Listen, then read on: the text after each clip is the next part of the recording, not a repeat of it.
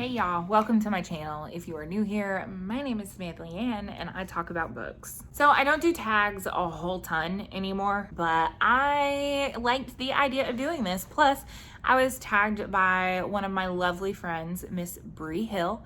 I will link her channel down below.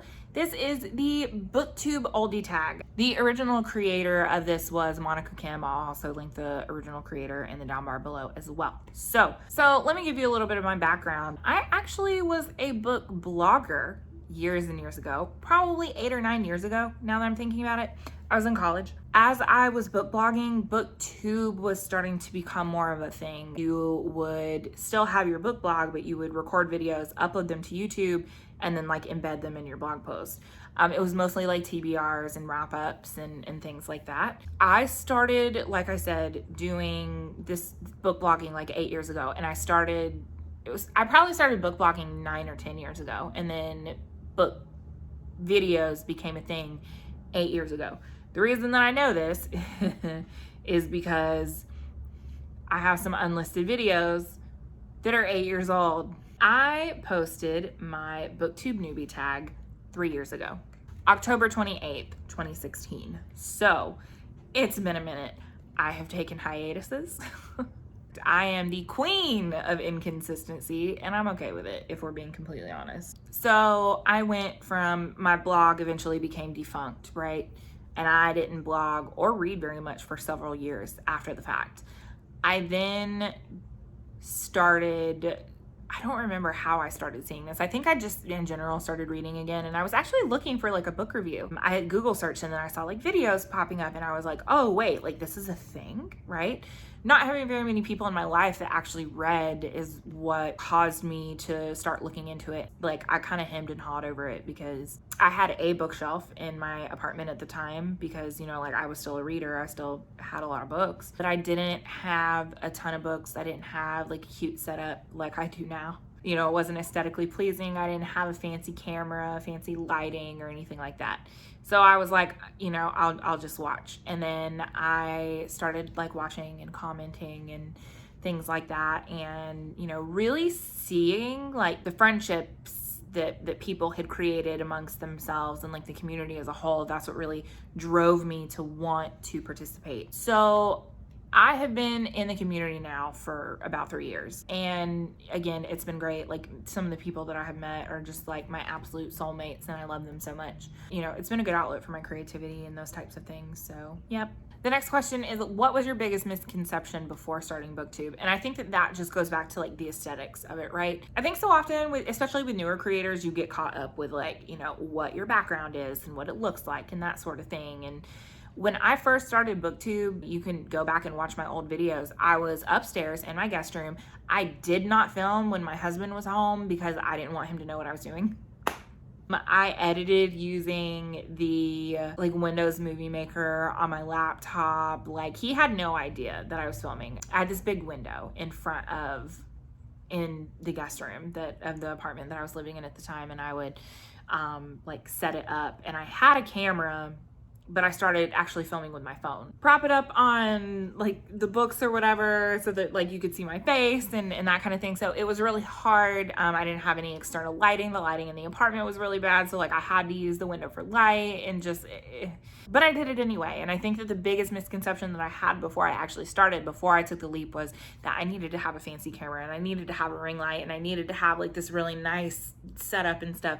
And you don't need any of that, you know, like, I'm not gonna lie to you, you're gonna get noticed more if you have all of those things. Booktube is a lot about aesthetics, especially if you're somebody who's looking to grow. You know, if you're in it for like, but let's be real, all of us are in it for the views, because why the fuck else would we be, you know, posting shit on the internet? So we're all in it for the views to a point. But you know, if you're looking for like to blow up and get like thousands of subscribers, dude, I've been doing this shit for 3 years and I just now hit like, I'm at 2.3K, I think. I don't know, something like that. My channel just got monetized like 6 months ago. It's also because I'm really inconsistent, but that's neither here nor there. Anyway, biggest misconception is just like that you need the fancy aesthetics or whatever. Number 3 is, how do you think Booktube has changed since you first started it?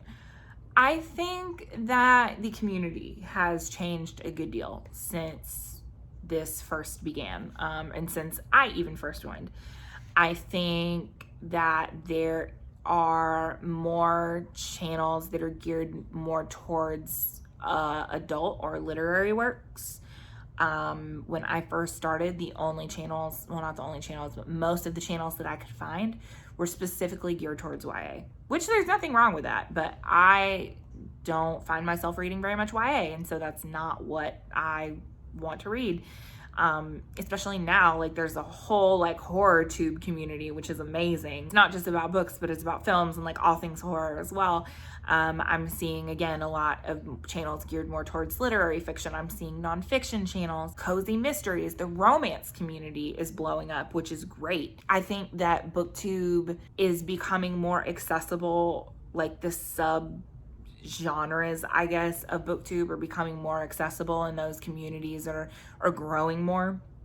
And so it's a lot easier to find the specific thing that you're looking for. Number 4, what is your favorite Booktube memory? For sure, my favorite Booktube memory are the last 2 years of BookNet Fest.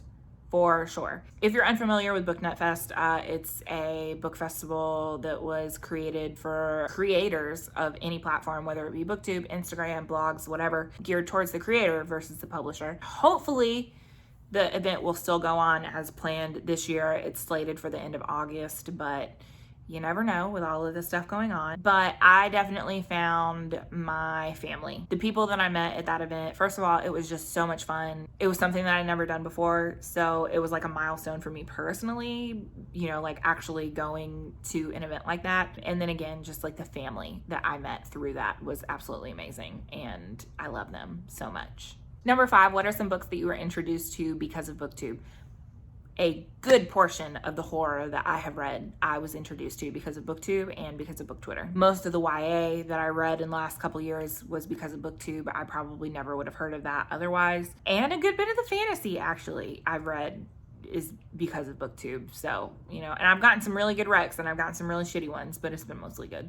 Number 6, what is something that frustrates you about Booktube? I think one of the things that frustrates me the most about Booktube is just like some of the quote unquote drama that happens, and I feel like it happens in cycles, and I feel like it's always the same conversation being had over and over. You know, there have been some really good call outs over the last couple of years, whether you know, about like issues within the community or like issues in publishing or whatever the case may be.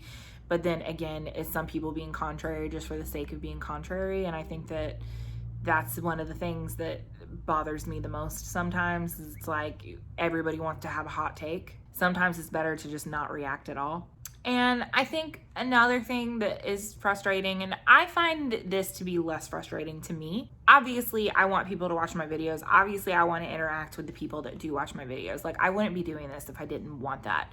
But I'm not one of those people that wants to wake up to 10,000 subscribers.